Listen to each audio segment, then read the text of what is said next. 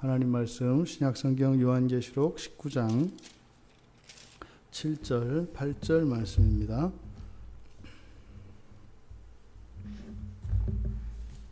요한계시록 19장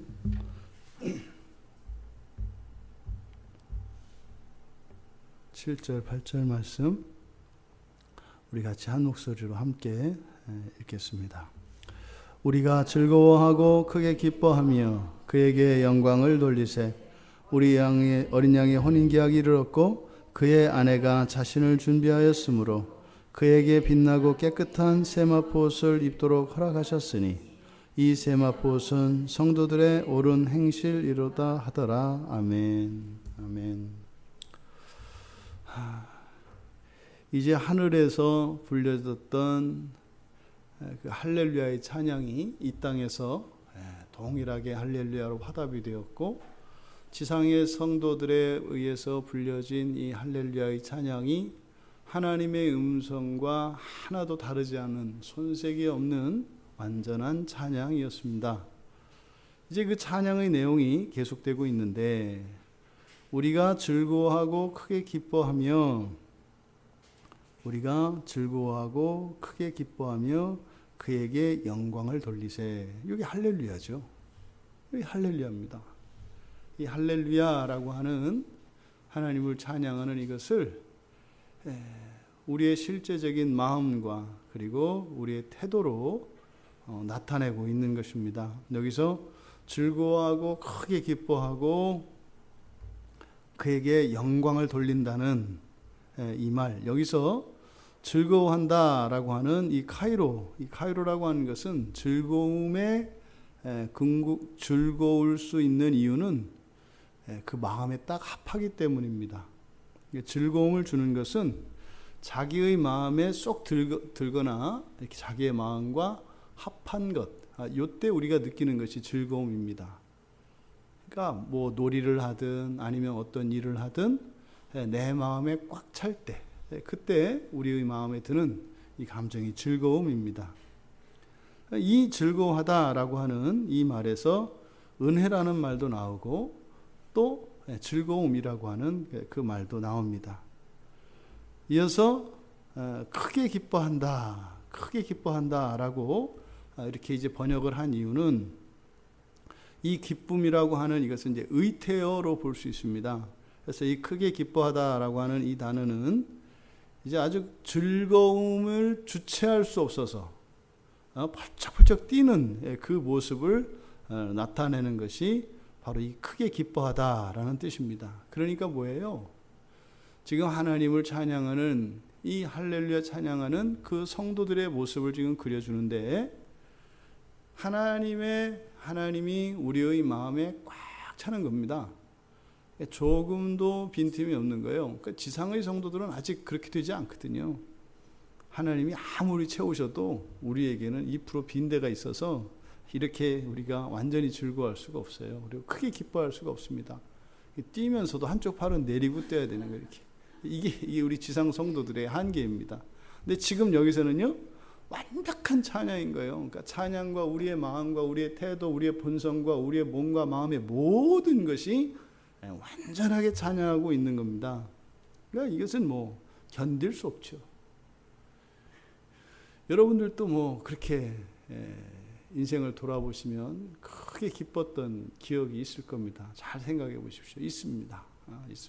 이렇게 펄쩍펄쩍 뛰는, 그래서 누군가에게 그것을 막 알려주고 싶은 그런 일들이 반드시 있었습니다. 그런 거죠. 근데 지금 할렐루야 이렇게 찬양을 부르는 이 성도들이 지금 마치 이제 뒤에 보면 이제 결혼식에 대한 이야기가 나오지 않습니까? 그래서 우리가 즐거워하고 크게 기뻐하며 그에게 영광 돌리세, 이렇게 하면서 어린 양의 혼인계약이 이르렀고 이렇게 얘기를 해요. 그러니까 마치 이 우리가 이렇게 그 하객과 같이 느껴진다고요. 우리가 그렇게 은혜를 많이 주셨던 그 아가서에서 그 예루살렘 여인들이 그 술람 여인을 참 부러워합니다. 야, 도대체 네 사랑이 누구길래 그렇게 이렇게 학수고대하고 오매불망, 그쵸? 네 님만 이렇게 생각을 하냐? 그렇게 물었습니다. 그때는 술람 여인과 예루살렘 여인들 사이에 갈려 있어요. 그 솔로몬으로부터 사랑을 받는 술람 여인과 그 술람 여인 주변에 있는 예루살렘 여인들은 관계가 다릅니다. 완전히 다르죠. 그 예루살렘 여인들과 술람 여인은 완전히 달라요. 근데 지금 여기서는 이제 모두가, 그러니까 친구처럼 주변인으로 있었던 그런 이들조차도 이제는 완전한 주님의 신부가 되고, 또 주님의 신부가 될 그들이 또한 동시에 친구가 되는, 그래서 하객도 따로 없고 신부도 따로 없는, 그러니까 동시에 신부이면서 동시에 하객인 것처럼 여기서는 나타납니다. 그래서 결혼 당사자, 결혼날 그날에는 이 지상의 성도들이 주님의 신부로 이제 그 혼인에 참여할 존귀한 신부, 순결한 신부이겠습니다만, 또한 동시에 그 친구들이 누리는 그 기쁨을 또 누린다 이 말이에요. 지상에서 결혼식은 그 결혼의 주인공과 하객이 다릅니다. 축하하러 온 사람과 그 결혼식을 하는 그 결혼식의 주인공이 다르다고요. 근데 이날에는 그렇지가 않은 거예요. 그 결혼식에 참여하는 신부나 또 그 신부의 마음이 동시에 또 뭐예요? 신부이면서 그 사랑을 느끼고 완전한 만족을 누리면서도 또 뭐예요? 그 내가 지금 이 결혼의 당사자이기는 합니다만 어린 양으로 나타나는 주님의 그 결혼식 자체에 대해서, 이 결혼식이 성사되고 드디어 치러지는 이것 때문에 기뻐하는 기쁨이 있다 이 말이에요. 내가 결혼하는 기쁨과 이 결혼식이 드디어 마무리되어지는 이것 때문에 기뻐하는 게 있다 이 말이에요. 뭐예요? 언약의 성취죠. 그런 거 있습니다. 결혼을 준비하던 이렇게 여인들이 이렇게 설렘을 가지고 있지 않아요? 기대 가지고 있지 않아요? 결혼식 할 때 뭐 이렇게 할 거고, 그때 내가 이럴 거고 저럴 거고. 근데 막상 결혼식에 가보면 그것을 능가합니다. 그 이전에 가졌던 설렘이나 이것보다 그때는 도저히 상상할 수 없는 어떤 기쁨과 그 어색함, 아직 그 말로 설명할 수 없는 그런 게 있습니다. 그게 뭐예요? 그러니까 결혼에 대해서 가지고 있는 기대, 그리고 내가 이제 결혼하게 되는 그것과 결혼식 그 자체가 주는 영광이 있다고요. 그 영광은 사실은 모든 커플들에게 허락된 거죠. 하지만 모두 누리는 것은 아니에요. 그러니까 결혼을 하는 것과 그 결혼식 위에 부어지는 영광이라고 하는 것은 또 다르다고요. 그런데 지금 여기서는 그게 동시에 다 일어나고 있는 것입니다. 예수님께서 요한복음 15장에서 친구라고 부른다고요.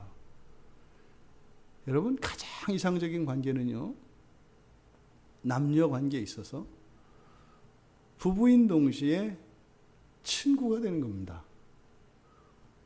친구됨이 부부됨을 손상시키지 않고, 또 부부됨이 친구됨을 서먹서먹하게 하지 않는 관계, 이것은 사실 꿈 같은 이상이라고 볼 수 있습니다.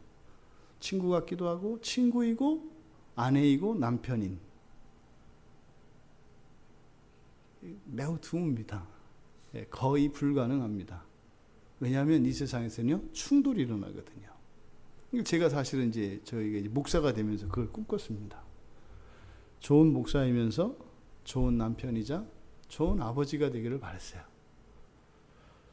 근데요, 좋은 목사가 되려고 그러면 약간 모자란 남편이거나 문제 있는 아빠가 되고요. 또 좋은 아빠가 되려고 하면은 또 좀 약간 문제 있는 목사가 되고, 그래서 어떻게 해요? 그 외줄타기 하는 사람처럼 계속 이 관계, 아빠와 남편과 또 목사라고 하는 이 세 줄을 이제 균형을 잡으면서 이제 살아가는 게 저의 정체성입니다. 근데 한 길을 걸어서 동시에 이루어지는 일은 없어요, 이 지상에서. 여러분들이 그러지 않아요? 여러분들이 엄마로, 또 교인으로, 그렇지 않아요? 가정주부로 동시에 여러분들이 다 훌륭할 수 뭐 있을 수도 있어요. 있을 수도 있어요. 뭐 제가 아니라고 다른 분이 안 된다고는 뭐 제가 말 못해요. 있을 수도 있어요. 근데요, 매우 어렵다는 것은 우리가 다 압니다. 잠깐은 그럴 수 있어요. 잠깐은 이렇게 될 수 있어요. 근데 금세 이것이 균형이 깨어져서요, 어느 한쪽에 치우치게 되고 또 반대 다른 곳에는 소홀함이 있게 됩니다. 이게 이 지상생애의 한계예요. 아주 없으면은야 우리가 어떻게 살겠습니까만, 분명히 그 조화와 균형을 이룰 때가 있어요. 그걸 맛볼 때가 있어요. 참 괜찮구나 이렇게. 그런데 그것은 영원하거나 항상 그런 것은 아니죠. 하지만 이제는요, 그때가 되는 겁니다. 이제는 창조주와 피조물이 신랑과 신부가 되어 또 친구처럼 우리에게 규정지어지는 모든 관계들이 하나로 통합되는 일이 일어난다 이 말이에요. 지상에서는 뭐 또 직분으로 나뉘어 있고, 또 성별로 나뉘어 있고, 또 각자 처해 있는 그런 맡은 일에 따라서 나뉘어 있고, 다 나뉘어 있지 않아요? 이런 것들 사이에는 항상 긴장과 갈등이 일어난다고요, 이 세상에서는. 근데 이제 그 하나님 나라가 완성되는 그 날에는요, 이렇게 갈라지고 나뉘어지는 것들이 분열을 일으키는 것이 아니라 아름다움을 배가시킨다니까요. 완전한 통일성 안에서 일어나는 찬란한 분화이기 때문에 오히려 빛을 더 영롱하게 하고 아름답게 된다 이 말이죠. 지금 이 결혼식에서, 이 결혼식에 대해서 사도 요한이 보고 있는 것은 바로 그 모습입니다.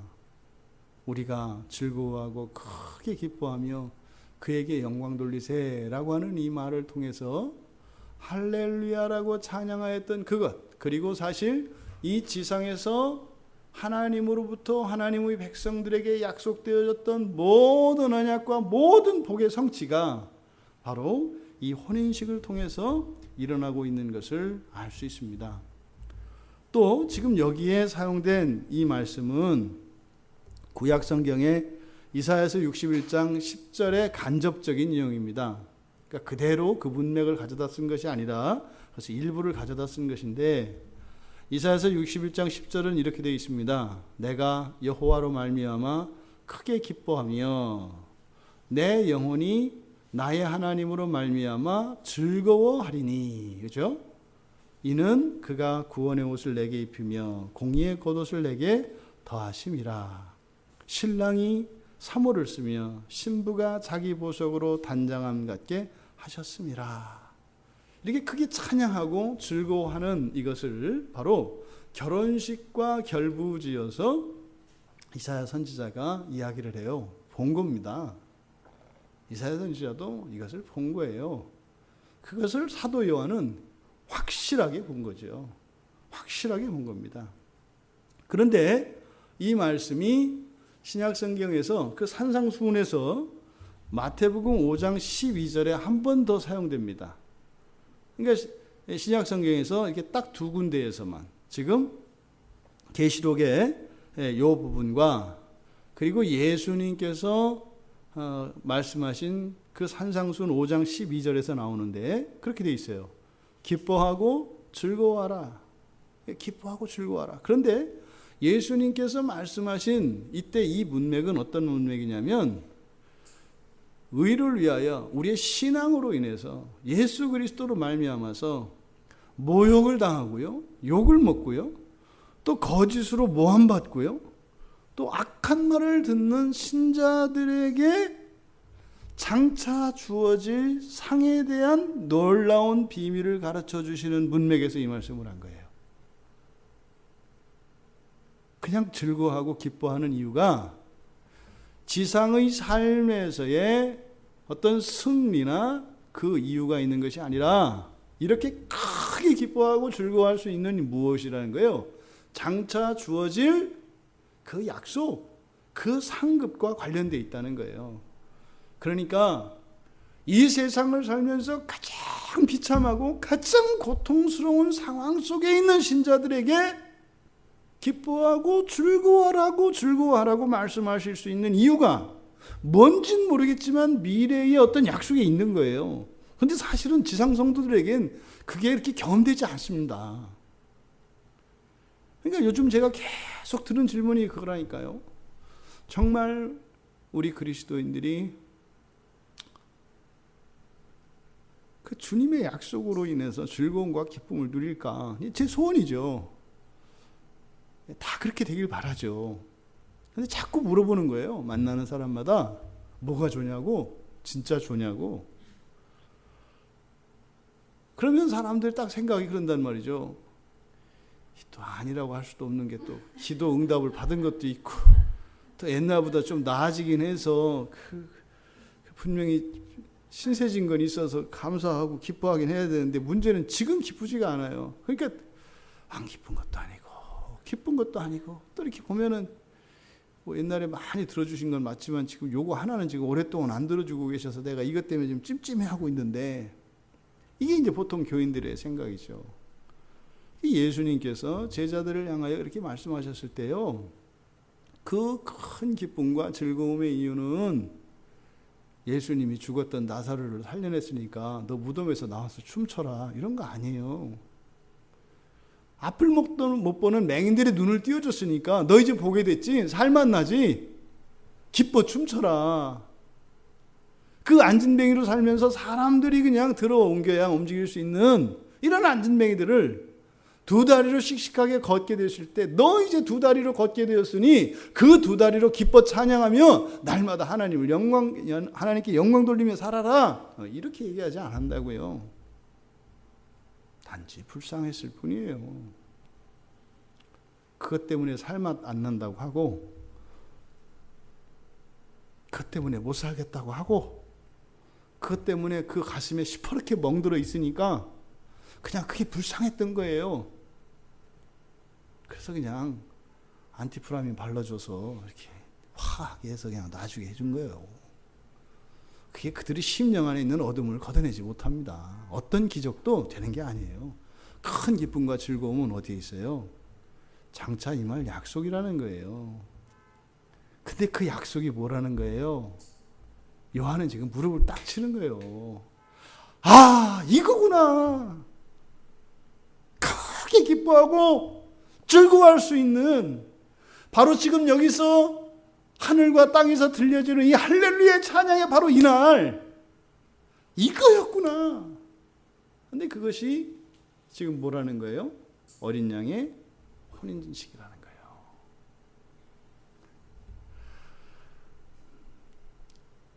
만약에 천상의 결혼식이 지상의 결혼식처럼 된다면 여러분이 주님하고 팔짱 끼고 웨딩마치 올리고 들어갈 거거든요. 근데 그럴 것 같진 않아요. 너무 많아서 그 일일이 다 들어갈 텐데 그런 식으로 되진 않을 것 같아요. 그런데 어쨌든 지상에서 우리가 신랑 신부의 결혼식은 1대1로 하잖아요. 그죠? 1대1로.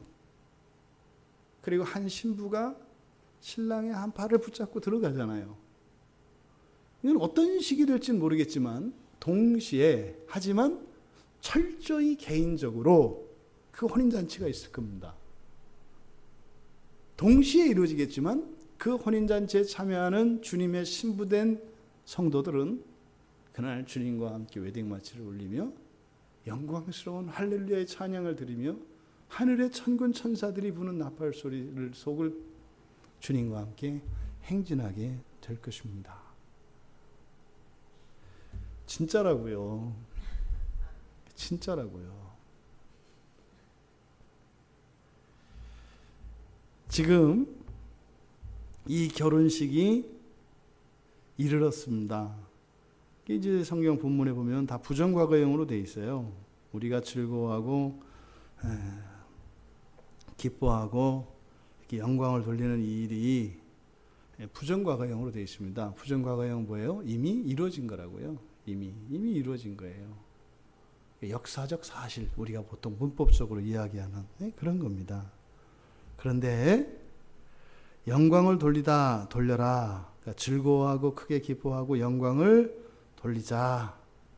이렇게 이야기를 하고 나서 두 가지 이유를 이야기해요. 왜 우리가 이렇게 즐거워하고 크게 기뻐하고 영광을 돌려야 하는가?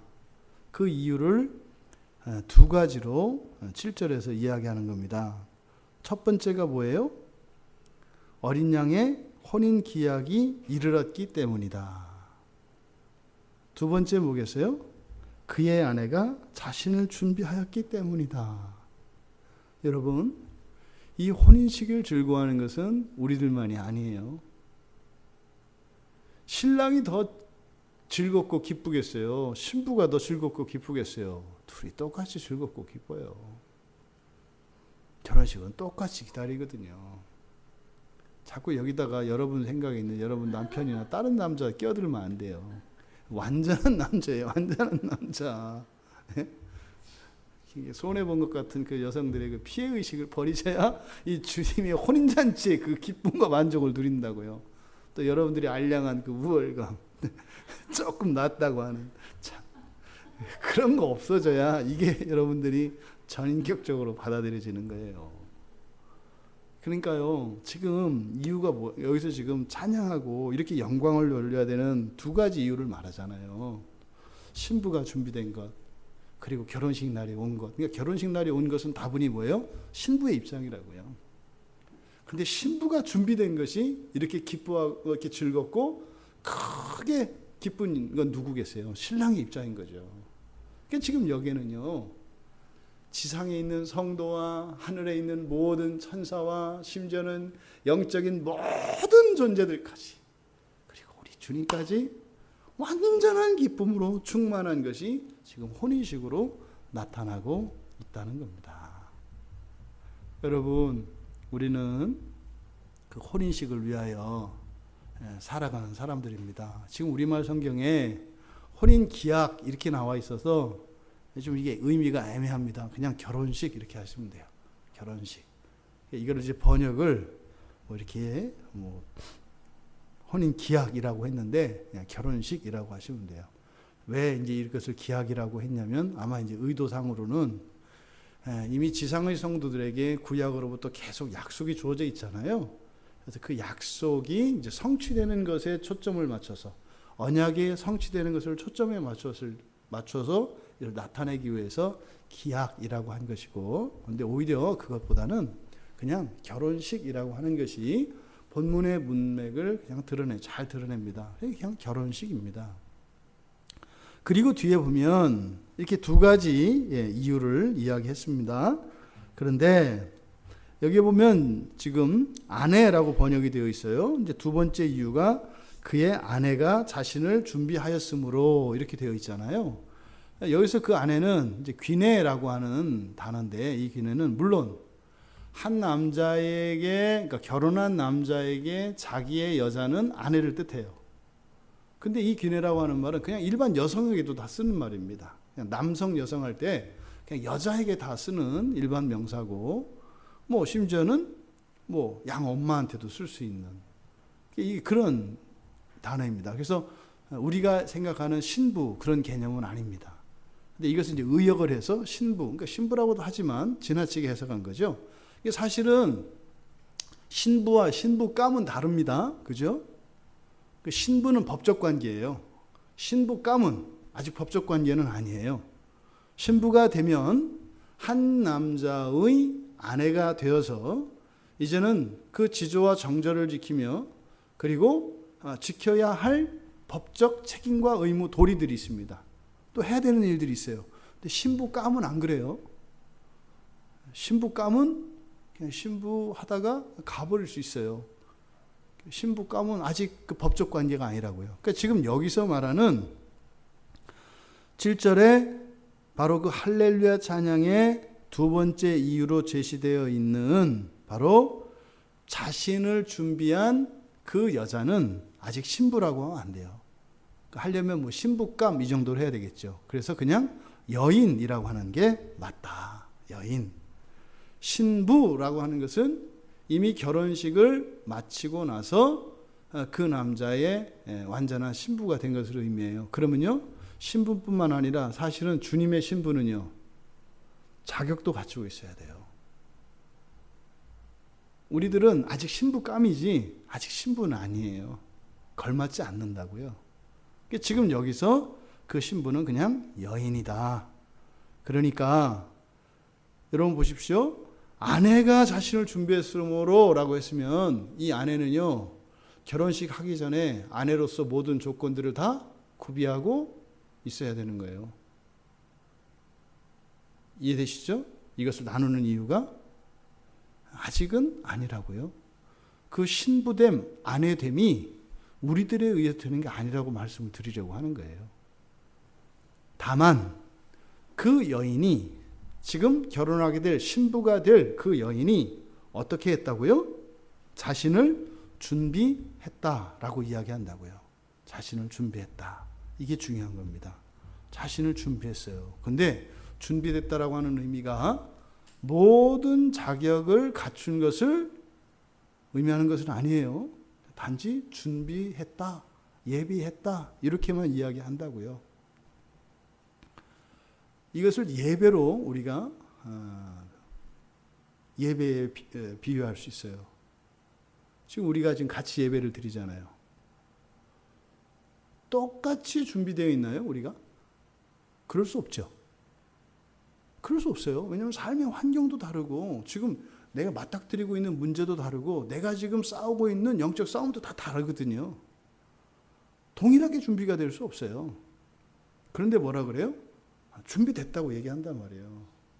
그러니까 지금 여기서 자신을 준비했다라고 하는 것은 상대적인 개념이다. 상대적인 개념. 뭐 눈의 크기는 반지름이 뭐 4cm여야 되고 코의 높이는 뭐가야 되고 이런 게 아니다 이 말이에요. 이 여인, 바로 이 여인은 이제 주님의 신부감인데 어떤 삶을 살았다는 거예요? 혼인식을 준비하며 살았던 거예요. 여기 있는 여인들은 다 뭐예요? 혼인식을 준비하며 살았던 사람들이에요. 이것을 뭐라고 얘기해요? 자신을 준비하였으므로 라고 이야기하는 거예요. 그러니까 신부된 자들의 그 삶을 딱 돌아보면은 다 달라요. 다 달라요. 왜요? 하나님이 이 세상에, 우리가 이 세상 태어날 때 다 다르게 태어나거든요. 고유한 아름다움과 은사를 가지고 태어난다고요. 그러면 각자가 준비해야 되는 영역들이 또 다 다른 거예요. 강점과 약점이, 장점과 단점이 다르잖아요. 그럼 우리가 주님의 신부로 준비되어질 때 부족한 것, 약한 것, 병든 거 있잖아요. 그것을 우리가 각자 준비해 나가는 거잖아요. 이게 준비의 내용은 다 다르다고요.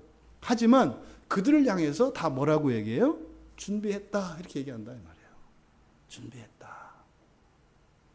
어느 시대에나 예수 그리스도를 따라 살아가는 사람들의 인생은 준비하는 인생입니다. 준비하지 않는 그리스도인은 없습니다. 뭘 준비해요? 혼인식을 준비하면서 산다고요. 그런데 도대체 우리는 왜 이렇게 혼인식을 준비하지 않고 살까? 또 혼인식 얘기하면 또 화내는 사람도 있어요. 스트레스 받으니까 그런 얘기 하지 마라. 뭐 지금 내가 지금 뭐 이렇게 미용실도 가야 되고 지금 옷 지금 안 맞아가지고 지금 가봉하는데 지금 껴가지고 이게 뱃살 때문에 난리인데 지금 그 얘기하지도 마라. 나 스트레스 받는다. 이런 사람들이 있어요. 이게 뭐예요? 현실의 어떤 문제 때문에 우리의 궁극의 그 즐거움과 기쁨의 궁극이 되어질 그 혼인식을 잊어버리고 그 준비 과정의 그 무엇에 우리의 온 정신과 마음을 다 뺏겨버리는 바람에 신부와 신부로서는 하지 말아야 할 행동들과 신부로서는 갖지 말아야 하는 이런 마음가짐들을 가지고 살아가게 된다 이 말이에요. 뭐를요? 잊어버리면 그렇게 되는 거예요. 혼인식을 잊어버리면. 이걸 뭐라 그래요? 종말을 묵상하라 이러잖아요. 죽었다 깨도요. 우리의 시작과 끝을 잊어서는 안 됩니다, 여러분. 이걸 잊어버리면 어느 누구도 못 도와줘요. 어느 누구도 못 도와줘요. 시작과 끝을 알지 못하는 사람들에게는 도움을 주려고 해도 해가 됩니다. 다른 방향으로 가거든요. 그러니까 이것을 항상 염두에 두셔야 돼요. 처음과 끝을. 그랬을 때 우리들이 서로를 바라볼 때 각자의 자리에서 그 혼인식을 준비하며 살아가는 삶이 어떠한 것인지를 다 압니다. 그러면은요, 구체적으로 그 삶의 어떤 것들을 알지 못한다 할지라도 다 이해할 수 있는 거예요. 왜요? 결혼식 준비하는 사람 마음 다 알죠. 그거 여러분들이 그러잖아요. 우리 이제 청년들 결혼식 앞두고 그러면 그 마음 다 아시잖아요. 공감을 하잖아요. 유난히 날 잡으면 싸움을 많이 하게 된단다.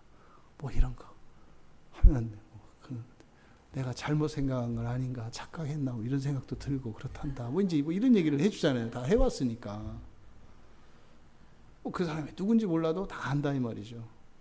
우리가 기본적으로 그리스도인들은 바로 혼인식을 위하여 자신을 준비하는 사람들일 때 비로소 우리가 한 신랑의 신부된 것을 알게 됩니다.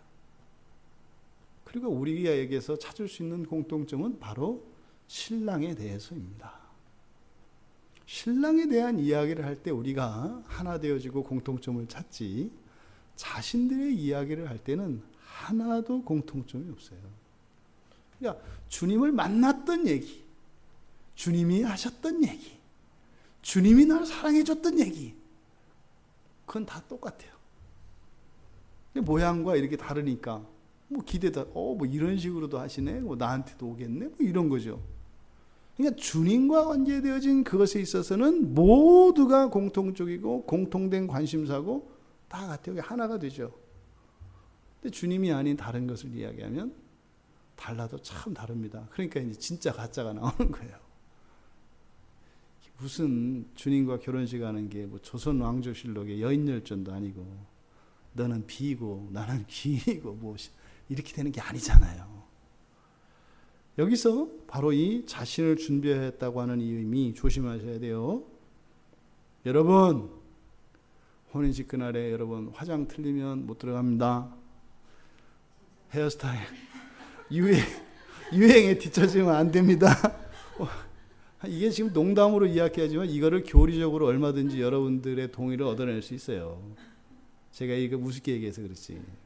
그런 게 우리 입맛에 딱 맞거든요.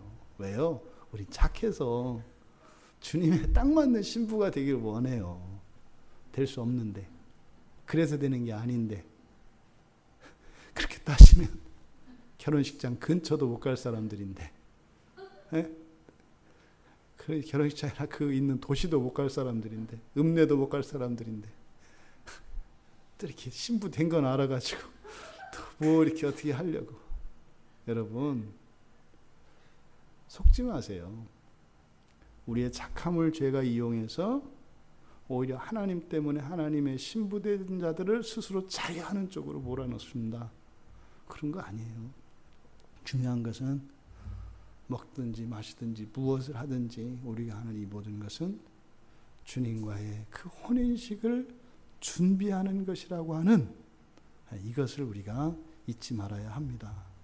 그래서 여러분, 이미 그런데 결혼식이 임했다고 했잖아요. 이 결혼식이 부정과거형으로 했다 그랬잖아요. 사실상 우리는 결혼을 했어요.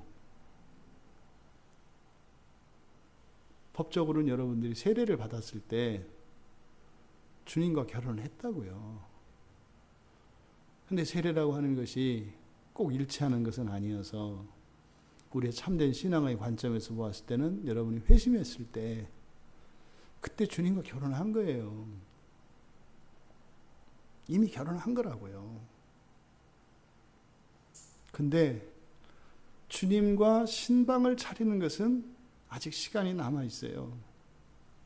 아직 초야를 치르지 못했다고요. 그건 언제예요? 주님 오시는 날이거든요. 이것이 우리들의 딜레마입니다. 결혼은 했어요. 근데 주님이 지금 완전히 우리가 그리스도께 드려지는 날, 그 드려지는 날은 주님이 다시 오시는 날입니다. 그때까지 정혼을 한 신부들은 지조와 순결 사역을 지켜야 돼요. 우리들 자신을 봅시다. 우리가 세례를 받고 우리가 회심을 했어요. 시간적으로 보면 이 지상에서 일어나는 결혼식을 예로 들자면 웨딩 마치를 올라가고 결혼식을 치르잖아요. 그리고 하객들을 치르죠. 사진도 찍고 치르잖아요. 그리고 날이 저물어 이제 신혼방으로 들어가죠. 그렇게 긴 시간 아닙니다. 이 시간이 우리들의 인생이거든요.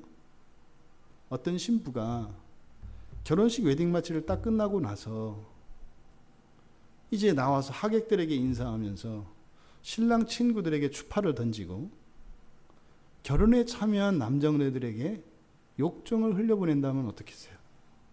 이 구역질 나는 일 아니에요?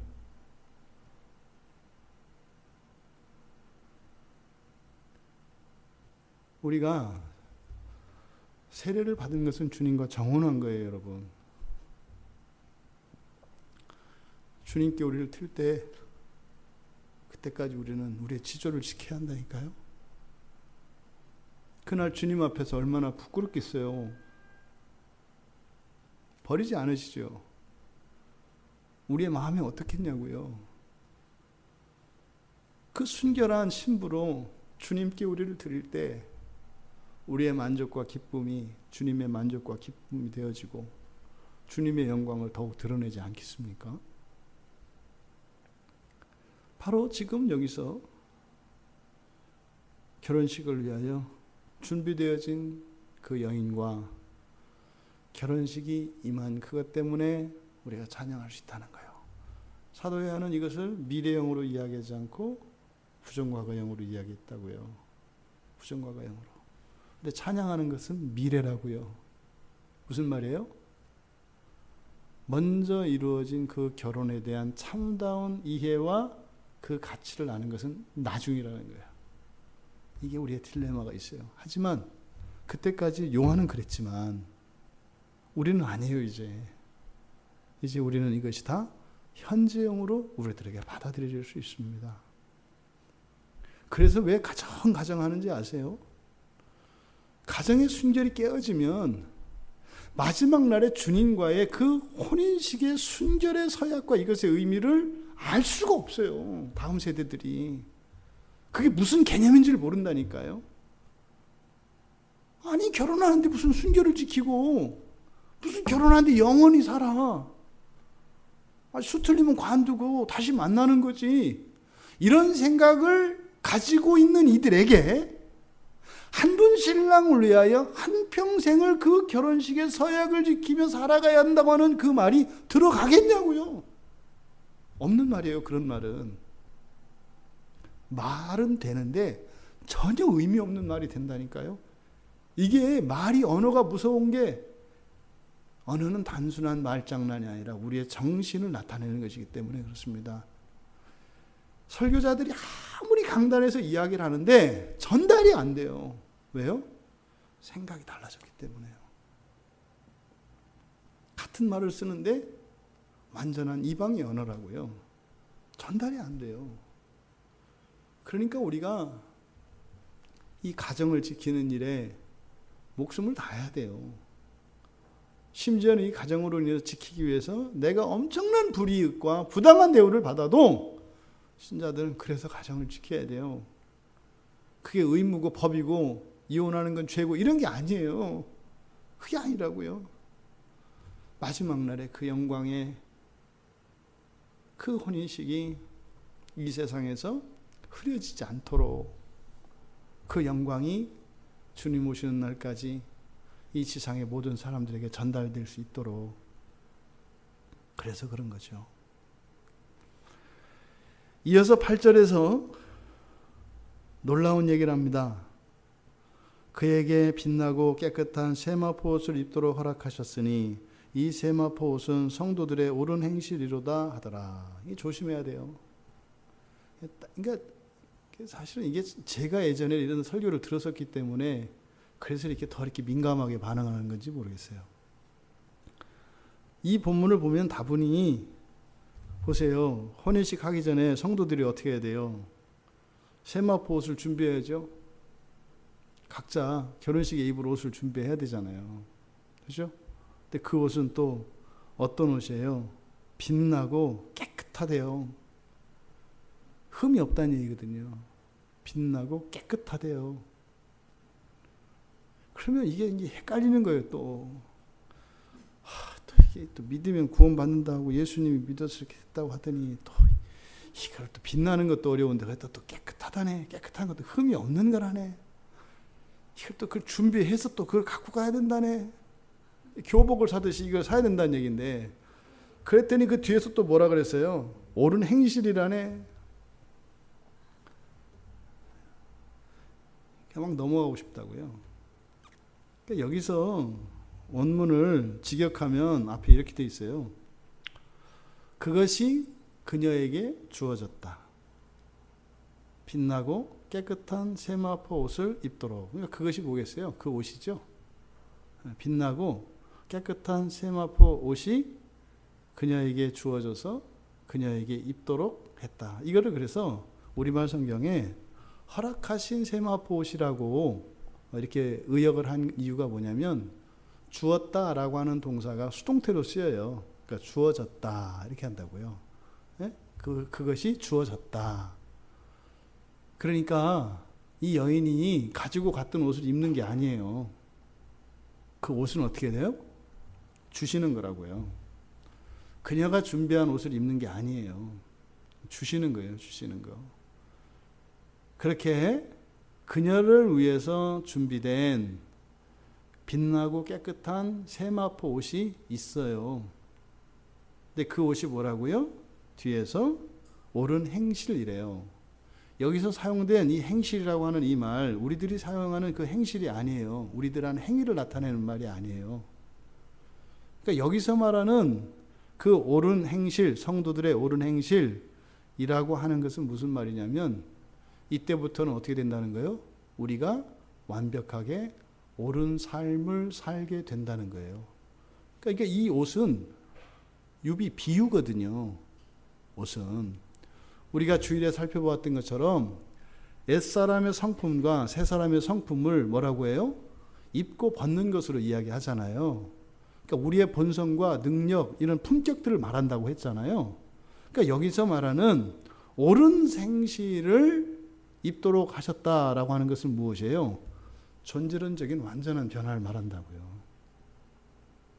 성도들의 완전한 변화를 나타내는 것이 바로 여기서 이야기하는 거예요. 그러니까 우리가 완성되는 그 시점을 언제라고 이야기하는 거예요? 혼인식이라고 얘기를 하는 거예요. 보통 이것을 우리가 영화의 상태라고 합니다. 영화의 상태. 그러면 우리에게 있는 모든 오염과 불결이 씻겨지고, 심지어 우리에게 있는 무능과 이런 모든 결점들이 사라지고, 완전히 그리스도의 신부로서 딱 맞는 짝으로 지금 되어지는 사건이 언제 일어나는 거예요? 결혼식을 통해서 일어나는 거예요. 결혼식이 딱 끝나고 나면 어떻게 되는 거예요? 딱 맞는 거예요. 그리스도 대신 예수의 짝으로 딱 맞는 거예요. 누가요? 여러분 해보세요. 제가요? 해보세요. 아니요, 제가요 하라고요. 그렇죠.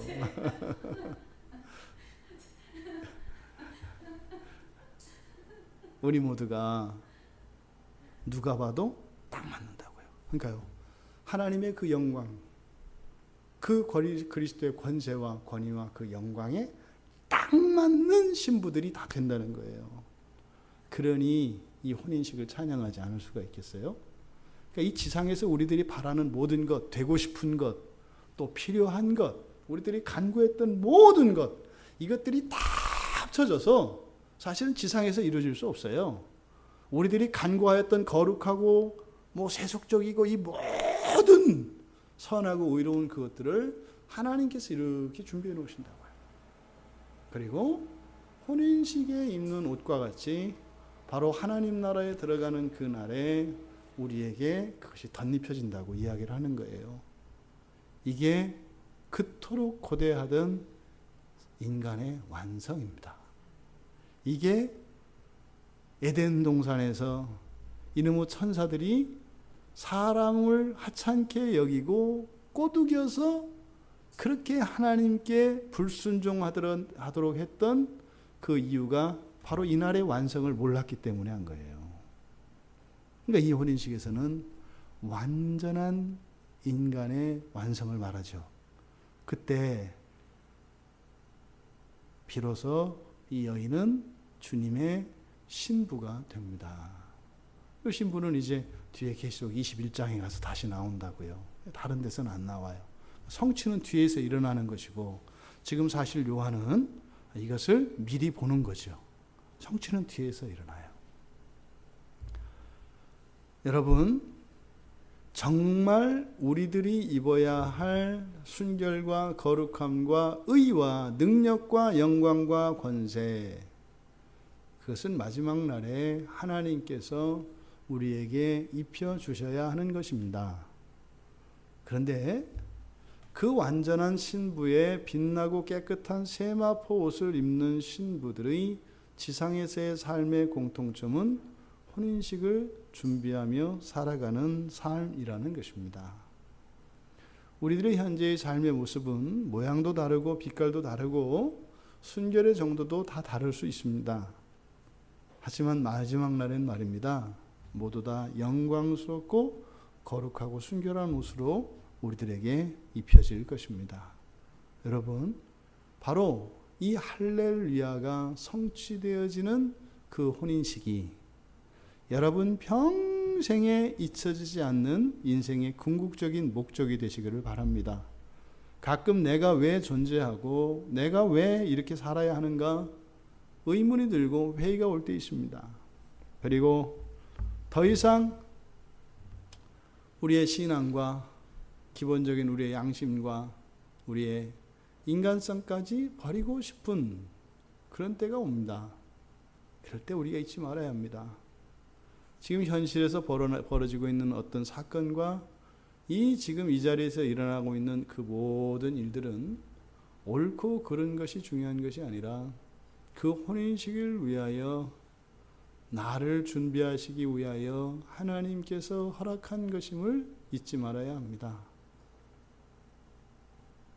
그래서 그 마지막 날에